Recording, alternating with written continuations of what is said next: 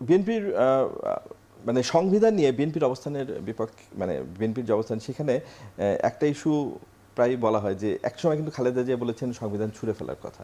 আজকেও ইস্যুটি এসছে আলোচনায় যে যে সংবিধান খালেদা নিজেই ছুঁড়ে ফেলতে চেয়েছিলেন, আজকে এই সংবিধানের জন্য এত দরদ কেন বিএনপি দেখাচ্ছে। তার একটা ব্যাখ্যা আজকে স্বরাষ্ট্রমন্ত্রী দিয়েছেন। তিনি বলেছেন যে পঞ্চদশ সংশোধনীতে পঞ্চদশ সংশোধনীর বিরোধিতা করতে গিয়ে মেটাফোর বা রূপক অর্থে আসলে বিএনপি এই সংবিধান ছুঁড়ে ফেলার কথা বলেছে, কিন্তু এই সংবিধান বা মুক্তিযুদ্ধের মাধ্যমে যে সংবিধান হয়েছে সে সংবিধানটা যথাযথ, বা এই সংবিধানের ভিত্তিতেই দেশ পরিচালনা হবে, যা সংশোধন প্রয়োজন হবে তা বিএনপি করবে।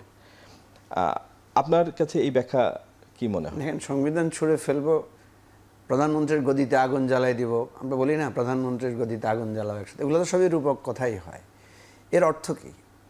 এর অর্থ হচ্ছে যে আপনি দেখবেন বিএনপির এই যে মহাসচিব মির্জা ফখরুল ইসলাম আলমগীর সাহেবের বক্তব্য পাবেন, এই যে জোনায়েদ সাকির বক্তব্য পাবেন, তারপরে ওই যে সেদিন দেখলাম সংসদে খুব কথা বলছেন আন্দালিব রহমান পার্থ, ওনাদের সবারই আগের বক্তব্য আছে। ওনারা সবাই বলেছেন যে এই সংবিধান, এটা আওয়ামী সংবিধান, এটাকে বারবার কাটাছাড়া করা হয়েছে এবং এটা একটা স্বৈরাচারের মানে শাসন ব্যবস্থার দলিল।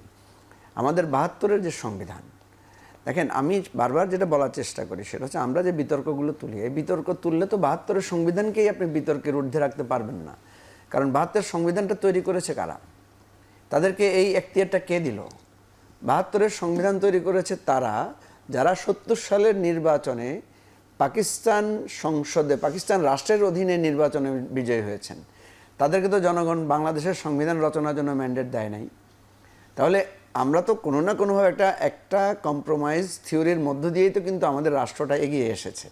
আপনি যখনই বিতর্কগুলো তুলবেন তখন কিন্তু আপনার জন্ম থেকেই বিতর্কটা কিন্তু চলে আসবে আস্তে আস্তে। সেই জন্য আমরা বারবার যে কথাটা বলার চেষ্টা করি সেটা হচ্ছে যে সংবিধান, আপনারা যখন এই সাংবিধানিক কথা বলে শেখ হাসিনা যখন আমাদেরকে নির্যাতন করেছে, নিষ্পেষণ করেছে, ভুয়া নির্বাচন দিয়েছে আমাদের উপর চাপিয়ে, তখন আমরা সবাই বলেছিলাম যে এই সংবিধান সুযোগ পেলে আমরা সবাই এটাকে সংস্কার করব। আপনি যে প্রথমে প্রশ্নটা তুললেন যে সংস্কারের কথাটা কেন আসলো, দেখেন বিএনপির ৩১ দফাতেই দ্বিকক্ষ বিশিষ্ট পার্লামেন্টের কথা বলা আছে, যেটা আমাদের সংবিধানের মৌল নীতিকে কি করে দেবে, পরিবর্তন করে দেবে। এর আগে বিএনপি যখন ক্ষমতা এসেছিল তখন কিন্তু আপনার প্রেসিডেন্সিয়াল সিস্টেম থেকে এটাকে একটা সংসদীয় গণতন্ত্র উপস্থাপনের জন্য কিন্তু গণভোট লেগেছিল, সংবিধানের যেহেতু মৌলিক চরিত্র পরিবর্তন হবে। এই বিএনপির আমলে ৩টা গণভোট হয়েছে, এবারটা যদি বিএনপির আমল না ধরি আমরা, বাকি আগে 2টা। ক্ষমতায় আসলে আপনি যদি আপনার অতীতকে পাল্টে ফেলেন, অতীতের রেটরিক, অতীতের ভোকাবুলারি, অতীতের যে ক্লেইমটা সেটাকে যদি আপনি ভুলে যান তাহলে কিন্তু মানুষ আপনাকে প্রশ্ন করবেই।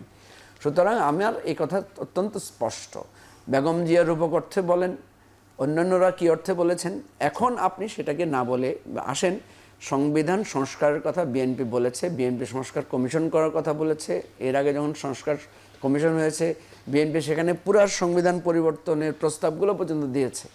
এবং আজকে যে আমরা জুলাই সনদে বলছি যে ৮০টা ৮৪টা ধারার মধ্যে সেখানে আমরা মাত্র ২০-২৫টার ভেতরে আমাদের নোট অফ ডিসেন্ট, বাকিগুলোর সাথে তো আমরা একমত হয়েছি।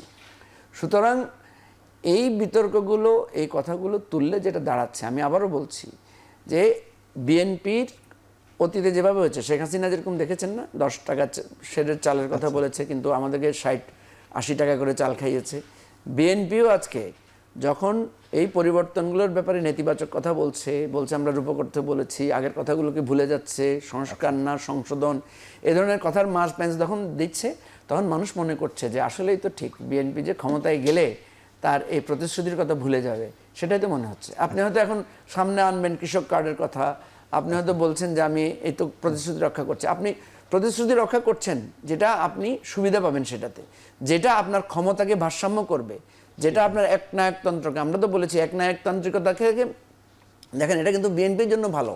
এই একনায়কতান্ত্রিক জায়গায় গেলে, যেটা একটু আগে হাবিব ভাই বললেন যে ওনারা আরও বেশি সিট পেতেন, আরও বেশি সিট পাওয়া মানে কি, আরও বেশি সিট তো বিএনপি অতীতেও পেয়েছে, কিন্তু সরকার তো টিকে নাই। আপনার যেই 15 ফেব্রুয়ারি নির্বাচন, বিএনপি তো আপনার 270-80 সিট পেয়ে গেছে, কিন্তু সেই সরকার তো টিকে নাই ভাই। আপনি একক সংখ্যাগরিষ্ঠতা, একক ক্ষমতা মানুষকে নত করে, মানুষকে যদি একটু মানে আর একটু সহনশীল করে তাহলে একক ক্ষমতা ভালো, কিন্তু একক ক্ষমতা যখন আপনাকে দুর্বিনীত করবে, আপনি সব কিছু ছুঁড়ে ফেলে দিবেন, তখন কিন্তু এই ক্ষমতা আপনার জন্য সাপে মানে আপনার জন্য বিপদ ডেকে আনবে। ধন্যবাদ মঞ্জু।